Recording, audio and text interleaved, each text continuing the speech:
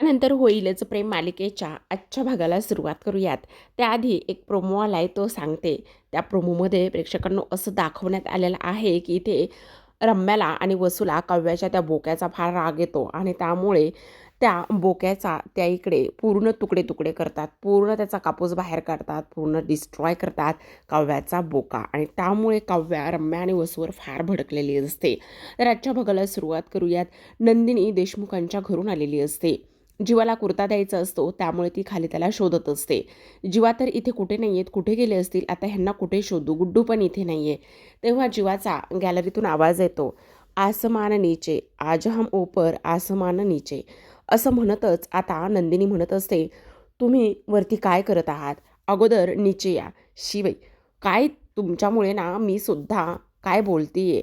तेव्हा जीवा म्हणत असतो, अगं त्याचं काय आहे ना नंदिनी, जीवाची फिडिंग तर 11 देशातल्या अप्पांनी लावली. जीवाला पकडणं शक्यच नाही तर अशक्य आहे. तेव्हा नंदिनी म्हणत असते, शी किती तुमचं ते मराठी घाणेरडं आहे. तुम्ही खाली या अगोदर. जर बाबा आले तर अगं तुझे आप्पा आय मीन पप्पा येणार नाही आहेत. ते दोघे नवरा बायकोनी गेले आहेत बाहेर एका ठिकाणी देण्यासाठी आहेर. आता हे कसं होतं, हे कसं होतं सांग बरं. प्लीज सांग ना नंदिनी. त्यावर नंदिनीला राग आलेला असतो. ती म्हणत असते, तुम्ही आत्ताच्या आत्ता खाली या बघू. हे बघा नाहीतर मी तुमच्याशी बोलणार नाही, मी ओरडेल ना तुम्हाला. तेव्हा जीवा म्हणत असतो, काय? नाही, नाही, नाही. अगं पण मी आता खाली कसं येऊ? मी इथे आलेलो आहे, इथून येऊ का? त्यावर नंदिनी म्हणत असते, तुम्ही खाली या म्हटलंय ना. अहो तिथून कुठून येताय तुम्ही? तिकडनं जिन्यातनं या. तेव्हा तुझ्या पिशवीत हातामध्ये असलेल्या पिशवीत काय आहे? ते तुमच्यासाठी आहे. म्हणजे बायकोने संक्रांतीसाठी नवऱ्याला गिफ्ट आणले असं म्हणतच आता इकडे जो जीवा आहे तो धावतच येत असतो. आता जिन्यातून धावतच येत असतो. नंदिनीला तर फारच छान वाटत असतं. खरं तर आता इकडे आईबाबासुद्धा घरात नसतात. त्याचबरोबर जीवा आतमध्ये गेलेला आहे. तेव्हा तो धावतच तिकडून येत असतो. नंदिनी म्हणत असते, जरा हळूहळू काय करताय तुम्ही, काय करताय? तेव्हा लगेच आता इकडे जीवा म्हणत असतो, अरे दोघीजणी बाजूबाजूला उभा राहिल्यात, कशा एक नंबर सवतीसारखं दिसतायत. बापरे, माझी तर मध्येच फजिती होते. 2 बायका ऐका आणि फजिती ऐका. तेव्हा लगेच त्या रिक्षाचं टायर हललेलं असतं. तेव्हा नंदिनी त्या टायरकडे पाहते तर जीवा म्हणत असतो, माझ्या डार्लिंगने टायर हलवलं म्हणजे नाक मुरडल्यासारखंच केलं. तेव्हा नंदिनी त्या रिक्षाकडे पाहतच असते. आता इकडे नंदिनीला थोडंसं राग आलेला असतो बरं का, की कारण की या पद्धतीने हे सगळं काही झालेलं आहे. तेव्हा मध्येच त्या जीवा म्हणत असतो, बापरे, तुम्ही दोघी ना सोबत उभा राहिल्यावर कशा दिसताय, मी कोणाला सांभाळू नेमकं, असं म्हणून आता नंदिनी त्याकडे रागानेच पाहते आणि खाली येण्यासाठी सांगत असते. दुसऱ्या बाजूला आपण पाहतो की इकडे आता जो काही युग आहे तो पतंग उडवत असतो. आता युग पतंग उडवत असताना त्याला काही जास्त फार जमत नाही. तेव्हा तो म्हणत असतो, अरे दादा बघ ना, ही रम्या ना माझी पतंग कट करते, कशा ठिकाणी उभी राहिली. तेव्हा लगेच पार्थ म्हणत असतो, अरे तुला एक गोष्ट सांगू का, रम्या ना ज्या दिशेने वारं आहे ना त्या दिशेने ती उभी राहिलेली आहे आणि त्यामुळे तिची पतंग काही केले आपल्याला कट करता येत नाहीये. पण तू नको काळजी करूस, आता मी आलेलो आहे ना. तेव्हा लगेच आता रम्या म्हणत असते, कोणी येऊ मला त्याने काही फरक पडत नाही, असं इकडे म्हणत असतो. तेव्हा इथे आता युग म्हणत असतो, दादा दादा लवकरात लवकर ह्या रम्याची पतंग आपल्याला कट करायची आहे. तर आत्ता आपण दुसऱ्या बाजूला पाहतो की जीवा धावतच आलेला असतो, त्याला दम लागलेला असतो. तेव्हा नंदिनी म्हणत असते, काय चाललंय तुमचं, वरती काय करत होता? अगं पण तुझं काय चाललंय, तू काय आणलेलं आहेस आज? चक्क तू बायको कितीही रागवलेली असली, कितीही रुसलेली असली तरीसुद्धा संक्रांतीसाठी नवऱ्याला गिफ्ट देणं काही विसरत नाहीये. तेव्हा नंदिनी आणलेला कुर्ता जीवाच्या हातामध्ये देते. तेव्हा जीवा म्हणत असतो, वाव किती गोड आहेस, किती गोड आहे हे, म्हणजे तू माझ्यासाठी कुर्ता आणायला गेली होतीस? तेव्हा नंदिनी म्हणत असते, नाही तो कुर्ता मी नाही आणला. म्हणजे म्हणजे आईंनी दिला आहे तो कुर्ता. त्यावर लगेच आता जीवा तो मिठीत घेऊन बसतो आणि म्हणत असतो, नंदिनी तू घरी गेली होती, आय मीन आपल्या आपल्या घरी गेली होती, असं म्हणून तो कुर्ता आता आईनं दिलेला त्यात मायेची ऊब असते, प्रेम असतं, कवटाळूनच बसतो, अक्षरशः इमोशनल झालेला असतो. आत्तापर्यंत हसत खेळत असणारा जीवा एका क्षणात इमोशनल होतो आणि तेव्हा लगेच तिथे मुटकून खाली बसलेला असतो. तर आता नंदिनी त्याच्या बाजूला बसते आणि त्याच्या खांद्यावर हात देत असते आणि हात देत असताना त्याला म्हणत असते, हे बघा जीवा, सावरा स्वतःला प्लीज. तेव्हा नंदिनीच्या खांद्यावरच्या हातावर आता जीवासुद्धा स्वतःचा हात ठेवतो आणि स्वतःचा हात ठेवल्यानंतर आता मात्र नंदिनी पटकन हात काढून बाजूला होते आणि जीवा म्हणत असतो, आई कशी आहे? तेव्हा नंदिनी म्हणत असते, हे बघा सणसुद्धा आहे, इथे सर्वजण तुमची तिथे खूप आठवण काढतात. आईंना तुमची फार आठवण येते. तुमचे बडे भैयासुद्धा तुमची खूप आठवण काढतात. आणि जीवा मी काय म्हणते, तुम्ही तिकडं निघून जा. काय बडे भैया माझी आठवण काढतात? हो जीवा, मी तुम्हाला तेच सांगण्याचा प्रयत्न करते की इकडे पार्थसुद्धा तुमची खूप आठवण काढतात. तुम्ही निघून जा. त्यावर लगेच आता जीवा म्हणत असतो, नाही नाही, मी तुला घेतल्याशिवाय कुठेही जाणार नाही. बरं हा मी कुर्ता इथे ट्राय करू का? तेव्हा नंदिनी म्हणत असते, असं काय करताय? इथे कसं तुम्हाला हा कुर्ता ट्राय करता येईल? म्हणजे मी तर इथे आहेच, पण आजूबाजूला सुद्धा लोक राहतात बरं का? तेव्हा जीवा म्हणत असतो, मग काय करू? सासरी बुवांच्या रूममध्ये जाऊन चेंज करू का? तेव्हा नंदिनी काहीच बोलत नाही आणि लगेचच आता जीवा म्हणत असतो, म्हणजे तू आत्ता जा म्हणालीस का? त्यावर नंदिनी काहीच बोलत नसते. तर आता जीवा म्हणत असतो, म्हणजे तू जा म्हणाली आहेस तर. तेव्हा नंदिनी आता काहीच रिॲक्ट न झाल्यामुळे जीवा मात्र तिथून निघून जातो. आता जीवा तिथून निघून गेल्यानंतर आपण पाहतो की इकडे नंदिनी ती साडी स्वतःच्या अंगावर टाकून बघत असते आणि स्वतःच्या अंगावर ती साडी टाकून बघितल्यानंतर तिला तर फारच आनंद होत असतो. आता दुसऱ्या बाजूला आपण पाहतो की जो काही युग आहे, युग आणि त्याचबरोबर पार्थ आता रम्याची पतंग कट करायला लागलेले असतात. दादा काही जरी झालं तरी रम्याची पतंग कट झालीच पाहिजे. तेवढ्यातच रम्याची पतंग पाठीमागून कट होते. तर आता इकडे जी काही आपली रम्या आहे ती म्हणत असते, अरे बघ आई, माझी पतंग कट केली. तेव्हा लगेच इकडे पार्थ म्हणत असतो, अरे रम्याची पतंग नेमकी कट कोणी केलेली आहे? रम्याची पतंग तर इथे मी कट केलेली नाही आहे. तेव्हा कोणी कट केली? असं म्हटल्याबरोबर पाठीमागून एक आवाज येतो आणि तो असतो काव्याचा.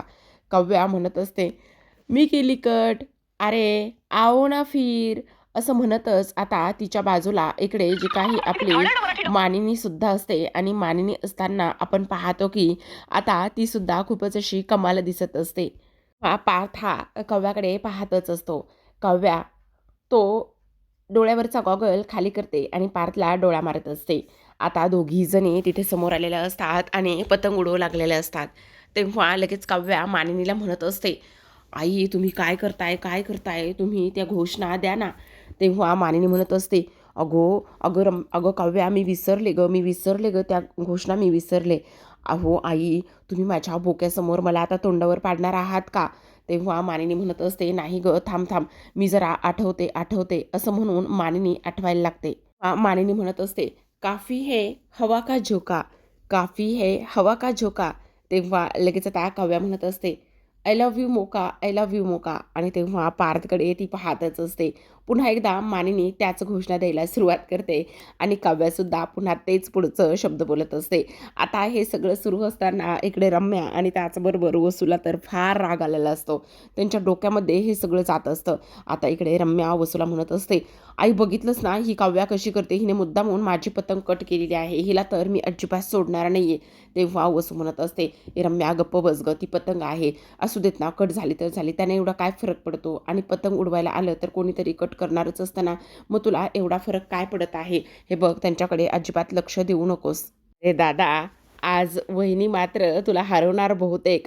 म्हणजे बघ ना, आज इथे वहिनीच्या हातामध्ये तुला कट करण्यासाठी पतंग आहे, तर तिकडे आईच्या हातामध्ये फिरकी आहे. आज तुझं काही खरं नाही बघ. तेव्हा लगेच आता इकडे युग म्हणत असतो, अरे बघ ना, इकडे आईला घरी घरी हे पण नाही आहे, तिळगुळ बनवण्यासाठी वेळ नाही आहे, पण इकडे मात्र वहिनीसाठी ती फिरकी घेऊन उभी आहे. काय म्हणायचं बाबा आणि काय बोलायचं बाबा, असा विचार तो इथे करू लागलेला असतो. आणि तेव्हा लगेच आता इकडे पार्थ म्हणत असतो, हो अगदी बरोबर आहे, अगदी बरोबर आहे. पण दादा, आज तुझं काही खरं नाही आहे. आज मात्र तुझा प्रेमाचा पतंग इकडे वहिनीच कट करणार बहुतेक. काय रे, तू माझ्या बाजूने आहेस का तू त्यांच्या बाजूने आहेस? तेव्हा लगेच काव्या म्हणत असते, हो या या या, तुम्ही पण माझ्या बाजूनेच या. तेव्हा लगेच पार्थ म्हणत असतो, हां जा जा जा, सगळे सगळे त्यांच्या बाजूनेच जा, मला ना मात्र एकटंच पाडा तुम्ही. असं इकडे पार्थ म्हणत असतो. आई तुझी तर कंप्लेंट ना मी इकडे बाबांकडेच करणार आहे. तेव्हा मानिनी म्हणत असते, कर कर कर, जा तू खुशाल कंप्लेंट कर. तेव्हा काव्या म्हणत असते, अहो देशमुख, आज ना तुम्ही बायकोच्या हातून हरणार वाटतं बघा. आता बघा ना, मी तुमची पतंग मीच मीच कट करणार आणि ती कट करूनच दाखवणार. अहो खेळा ना तुम्ही देशमुख, खेळा. असं म्हणूनच आता काव्या बोलल्यावर पार्थ पुन्हा एकदा जोमाने पतंग उडवायला सुरुवात करत असतो. इकडे तो काव्याकडे पाहतच असतो. काव्या किती उत्साहाने त्याचबरोबर प्रेमाने हसून खेळून ही पतंग उडवत असते आणि त्यामुळेच इकडे त्याला सुद्धा तिच्याकडे पाहतच असतो. इकडे रम्या म्हणत असते, ए तुझ्या लायकीत राहायचं हं तू तू उगाचच इथे पतंग उडवायला यायचं नाहीयेस, कळलं का? आणि काय मामी तू पण हिला सपोर्ट करतेस. तेव्हा मात्र रम्यावर आता मानिनी म्हणत असते, ए गप्प बस ग, काय चाललंय काय तुझं, तू अशी कशी बोलू शकतेस? तर आता आपण दुसऱ्या बाजूला पाहतो की इकडे जो काही जीवा आहे, जीवाने खूपच छान असा कुर्ता घातलेला असतो आणि तो खाली आलेला असतो. तेवढ्यातच नंदिनी आता वरून तीच मानिनीने दिलेली साडी, त्याचबरोबर तेच हलव्याचे दागिने, हे सगळं काही घालून आलेली असते आणि जीवा म्हणत असतो, वाव मी तर छान दिसतोय का? तेवढ्यातच आता नंदिनीवरून त्याला म्हणत असते, हो तुम्ही तर खरंच खूप कमाल दिसताय. आता जीवाचं लक्ष येणाऱ्या नंदिनीकडे जातं आणि जीवा मात्र तिला पाहतच राहत असतो.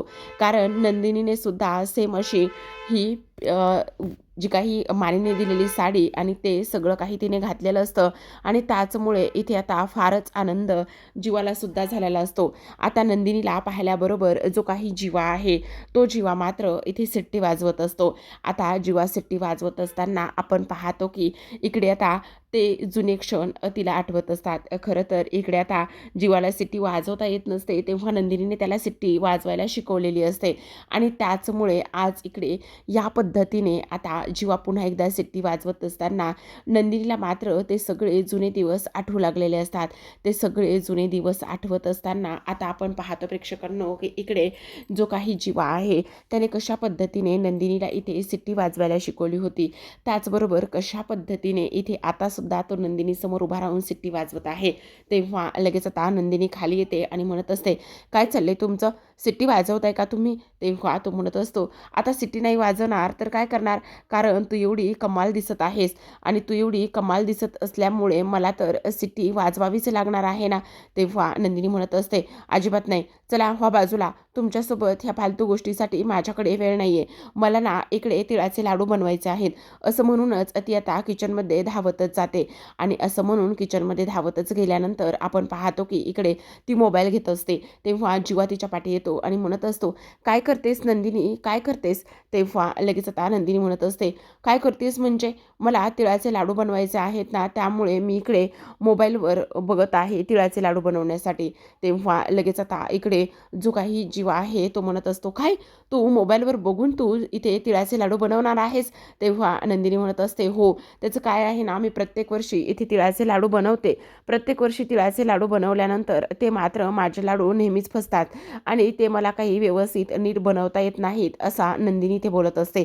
तेव्हा जीवाला हसायला येतं. तो म्हणत असतो, काय सांगतेस काय बायको, म्हणजे तुला इथे तिळाचे लाडू बनवता सुद्धा येत नाही? तेव्हा नंदिनी म्हणत असते, ओ तुम्ही असे हसू नका बरं, प्लीज तुम्ही असे शांत व्हा बरं. असं बोलल्यानंतर आता इकडे जीवा म्हणत असतो, अगं हसू नका म्हणजे काय, तुला सध्या तिळाचे लाडू बनवता येत नाही आहेत? थांब जरा थांब, मीच तुला तिळाचे लाडू कसे बनवायचे आणि काय करायचं ना तेच मी तुला इथे शिकवतो. असं सुद्धा आता इकडे जी काही नंदिनी आहे, जो काही जीवा आहे तो नंदिनीला बोलत असतो. तेव्हा जीवा म्हणत असतो, अगं किती सोपं आहे हे बघ, तिळाचे लाडू बनवणं हे तर माझ्या डाव्या हाताचा खेळ आहे आणि तू अजिबात काळजी करू नकोस, मी तुला मस्त असे तिळाचे लाडू कसे बनवायचे ते शिकवतो. तेव्हा नंदिनी म्हणत असते, नाही त्याची काही गरज नाही, असू दे मी बनवायला घेते. तेव्हा ती तीळ घेते आणि ओतत असते. तेव्हा जीवा म्हणत असतो, अगं काय हे, ह्या पद्धतीने असं नाही करायचं, अशा पद्धतीने हे सगळं नाही करायचं, असं सांगत असतो आणि त्यानंतर मात्र आता लगेचच जो काही जीवा आहे तो म्हणत असतो, हे बघ हे तीळ जे आहेत ना ते असे एका ताटामध्ये काढून घ्यायचे आणि हे तीळ असे एका ताटामध्ये काढून घेतल्यानंतर मग काय करायचे, ते स्वच्छ असे निवडून घ्यायचे आणि स्वच्छ असे निवडून घेतल्यानंतर मग काय करायचं, इथे गॅस ऑन करायचा. गॅस ऑन केल्यानंतर त्यामध्ये गूळ घालायचा, त्याचा पाक बनवायचा. कळलं का तुला? आता नंदिनी तीळ निवडत असते. आता नंदिनी तीळ निवडत असताना तिच्या चेहऱ्यावर तिचे केस येत असतात. तेव्हा जो काही जीवा आहे तो जीवा मात्र इथे तिच्या चेहऱ्यावर आलेले जे केस आहेत तो अलगदच इथे बाजूला करण्याचा प्रयत्न करत असतो. अलगदच बाजूला करत असताना आपण पाहतो की इकडे आता नंदिनी त्याच्याकडे पाहतच असते, पण त्याला मात्र पाहिजे तेवढा इथे काही ती रिस्पॉन्स देत नसते. किती नाही म्हटलं तरीसुद्धा तिचा राग आणि ह्या सगळ्या काही गोष्टी इथे आलेल्या असतात आणि त्याचमुळे ती काही इथे जीवासोबत व्यवस्थित वागत नसते. आता इकडे जो काही जीव आहे त्याने केस बाजूला केल्यानंतर आता खूपच रोमॅन्टिक सीन इथे सुरू असतो. त्यानंतर आपण पाहतो की आता लगेचच जो काही जिवा आहे तो जिवा इथे तिळाचे लाडू बनवायला सुरुवात करत असतो. पाक बनवून झालेला असतो. त्यानंतर त्यामध्ये तीळ घालायचे असतात आणि तीळ घातल्यानंतर आता ते मिश्रण व्यवस्थित मिक्स करून घ्यायचं असतं. आता दोघेही जण सोबतच सगळं काही करत असतात. दोघं जण किचनमध्ये दोघेच असतात आणि त्याचबरोबर इथे खूपच जास्त रोमॅन्टिक असा सीन असतो. जिवा हा नंदिनीच्या फार जवळ असतो आणि जिवा नंदिनीच्या फार जवळ असताना इकडे थोडासा जो काही जीवा आहे तो थोडासा अवघडल्यासारखा इथे होत असतो. तेव्हा आपण पाहतो की इकडे नंदिनीला सुद्धा थोडंसं अवघडल्यागतच होत असतं. ती आता विचार करू लागते, हे सगळं माझ्यासोबत काय होतंय आणि त्याचबरोबर जीवा आज माझ्यासोबत एवढ्या जवळ आहेत असा इथे ती विचार करत असते. आणि त्यानंतर दोघेही जण आता मस्त तिळाचे लाडू बनवण्यात मग्न झालेले असतात. खरं तर प्रेक्षकांनो गाणंच दिलेलं आहे बराच वेळपर्यंत, तरीसुद्धा मी तुम्हाला एक्सप्लेन थोडंसं केलेलं आहे. तर आता आपण दुसऱ्या बाजूला पाहतो की इकडे रम्या हे सगळं काही बोलल्यानंतर तिला शांत केलेलं असतं मानिनीने. आणि तेव्हा मानिनीने शांत केल्यानंतर इथे युग म्हणत असतो, अरे मी काय म्हणतोय, तुम्ही माझं ऐकणार नाही आहात का? और पटापटा दादा, नाही तर आज मात्र आपली पतंग ही या पद्धतीने कट होऊ शकते. आपण ह्या सगळ्या गोष्टीचा इथे विचार एकदा केला पाहिजे बरं का, असं सुद्धा आता इकडे ती लोक बोलत असतात. आता हे सगळं काही इथे बोलल्यानंतर रम्या म्हणत असते, अय पार्थ, हे बघ काही जरी झालं ना तरी सुद्धा इथे हरू नकोस बरं का, तू हरू नकोस. तेव्हा काव्या म्हणत असते, कोणाला तरी हरण्याची फारच भीती आहे बाबा, पण हरणार कसं, मी तर नाही हरणार आहे. आणि तेव्हा युग म्हणत असतो, हो आम्हाला पण नाही हरायचंय, आम्हाला पण जिंकायचंच आहे, हो की नाही? दादा काय करतोयस तू? तू बघ ना, ती वहिनी आपला सुद्धा पतंग कट करेल. तेव्हा काव्या म्हणत असते, अरे युग, तुला सांगू का, माझा पतंग जर कट करायचा असेल तर तो प्रेमाने कट होऊ शकतो. तुला सांगू का, तुझ्या दादाने जर माझा पतंग जो आहे तो प्रेमाने कट केला तर तो कट होऊ शकतो. पण तेव्हा पार्थ मात्र जोरानंच इकडे काव्याकडे पाहत असतो आणि जोर लावत असतो. तेव्हा लगेच आता इकडे युग म्हणत असतो, अरे दादा तू हे काय करतोयस, तू वेडा आहेस का? हे बघ वहिनीने काय सांगितलेलं आहे की इथे वहिनीचा पतंग हा प्रेमाने कट कर म्हणून, जोर लावू नकोस म्हणून. तेव्हा लगेच आता इकडे मानिनी म्हणत असते, अगं काय चाललंय तुझं, तू माझ्यासमोर इथे माझ्या मुलाला छेडत आहेस, माझ्या मुलाला त्रास देतेस. तेव्हा काव्या म्हणत असते, काय करू हो आई, तुमचा मुलगा किती चिडला आहे, चिडका बिब्बा झाला आहे त्याचा पूर्ण, मग काय करणार, त्या बोकाला मला मनवावंच लागणार ना. तेव्हा मानिनी म्हणते, कर ग कर, तुला जे काही करायचं आहे ना ते तू कर, मला मात्र फारच मजा येत आहे ह्या सगळ्या गोष्टीमध्ये. आता काव्या ही पार्थकडे पाहतच असते. दुसऱ्या बाजूला आता इकडे वसू म्हणत असते, ए रम्या तू नको ग चिडचिड करू, कारण तिची फारच चिडचिड होत असते. हे बघ हे सगळं काय आहे आणि ही किती वेळ ही हा पतंग खेळणार आहे आणि त्याने काय होणार आहे, पार्थ तू तिच्याकडे अजिबात लक्ष देऊ नकोस. अगं पण ती पार्थला मनवायचा एकही चान्स आणि एकही संधी सोडत नाही, त्याचं काय करायचं. आता मात्र रम्या म्हणत असते, पार्थ हे बघ काही जरी झालं ना तरी सुद्धा इथे तिचा पतंग कट करायचा आहे तुला. आता लगेचच दोघांमध्येही अगदीच जुगलबंदी सुरू झालेली असते. दोघेही जण खूपच शिताफीने पतंग उडवत असतात, पण आता दोघांचेही पतंग एकमेकांच्या जवळ आलेले असतात. आता रम्या म्हणत असते, अगाई बघ ना त्या पतंगावर काय लिहिलेलं आहे, तू एकदा बघ तरी. तेव्हा पतंगावर लिहिलेलं असतं, आय लव्ह यू देशमुख असं लिहिल्यानंतर ती इथे तो पतंग पाहते आणि तिला तर खूपच मोठा धक्का बसतो. आता फायनली युग म्हणत असतो, दादा आज तुझं मात्र काही खरं नाही आहे, कारण तिकडे बघ, तिकडे वर बघ वर. तेव्हा तिकडे पाहिल्याच्या नंतर काव्या आणि त्याचबरोबर पार्थ या दोघांचाही पतंग एकमेकांमध्ये पूर्ण गुंतलेला असतो. आता लगेचच काव्या म्हणत असते, बघितलं देशमुख, प्रेमाने प्रेमाने कापलं तर ही काव्या कधीही कट व्हायला तयार आहे. तुम्ही बघितलं, प्रेमाने कापलं म्हणून दोघंही कट झालोत आणि प्रेमात आणि युद्धात सगळं माफ आहे देशमुख. त्यामुळे आपण दोघंही प्रेमामुळे सोबतच पडलेलो आहोत. मग बघा तुम्हाला काय वाटतंय ते. असं म्हटल्यानंतर जो पार्थ आहे तो मात्र काव्याकडे फक्त पाहतच राहत असतो. तर आता प्रेक्षकांनो खूपच सुंदर आणि इंटरेस्टिंग असा एपिसोड होता. आजच्या भागामध्ये एवढंच. उद्याचा तर त्याहूनही भन्नाट असणार आहे. एका जोडीचा तर तिळगुळ झाला, पतंग उडवून झाले. दुसऱ्या जोडीकडे वळूयात. दुसरी जोडी मस्त आता हॉलमध्ये तिळाचे लाडू घेऊन बसलेली असते. आणि तिळाचे लाडू बनवण्यासाठी नंदिनी तयारी करत असते. आता ऑलमोस्ट तिळाचे लाडू बांधायला सुरुवात होत असते, पण ते सारण आहे ते थोडंसं गरम असतं. आता गरम सारणामध्ये नंदिनी हात घालते आणि तिचा हाताला चटका बसतो आणि तेव्हा लगेच आता जीवा म्हणत असतो, "अगं काय करतेस तू, वेडी आहेस का?" असं म्हणून तो तिचा हात हातामध्ये घेतो आणि त्यावरती तो फुंकर मारत असतो. तेव्हा नंदिनी जीवाकडे पाहतच असते. असो, ह्या संक्रांतीमुळे तरी हे दोघेजण किंवा ते दोघेजण थोडे तरी एकत्र येतील, एकमेकांचा विचार करू लागतील, हे तर आता इथे दिसून आलेलं आहे. कारण नंदिनी देशमुखांकडे गेली, कुर्ता आणला, जीवाला घरामध्ये घेतले, त्याचबरोबर त्याच्या मदतीने तिळाचे लाडूसुद्धा बनले. म्हणजे स्टेप हळूहळू एक स्टेप ही लोकं पुढे जाण्याचा प्रयत्न करतात. ह्यातच आपल्या सर्वांना आनंद आहे. दुसऱ्या बाजूला आपण पाहतो की काव्या बोक्याला घेऊन बसलेली असते. तेव्हा ह्या दोघींना फारच राग येतो. आता वसू म्हणत असते, "रम्या काही कर, पण ह्या बोक्याचं काहीतरी केलं पाहिजे." तेव्हा रम्या लगेच गार्डनमधली कात्री घेऊन येते आणि म्हणत असते, "आता ह्या बोक्याचा सत्यानाश होणारच. हा बोक्याचे नाही तुकडे तुकडे करून कुत्र्यांसारखे हाल केले तर मी सुद्धा नावाची रम्या लावणार नाही." तेव्हा लगेच आता इकडे रम्या तो बोका पळवते आणि तो बोका पळवल्यानंतर ती आता त्या बोक्याचे तुकडे तुकडे करत असते. तेव्हा जेव्हा काव्याला बोक्याची आठवण येते, तो बोका सापडत नाही, तेव्हा ती घरभर शोधत असते.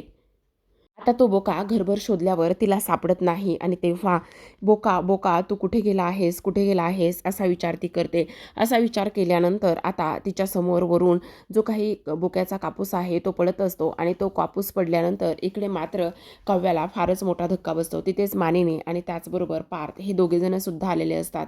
आणि तेव्हा मात्र जोरातच काव्या रम्याच्या नावाने ओरडत असते. तर पाहत रहा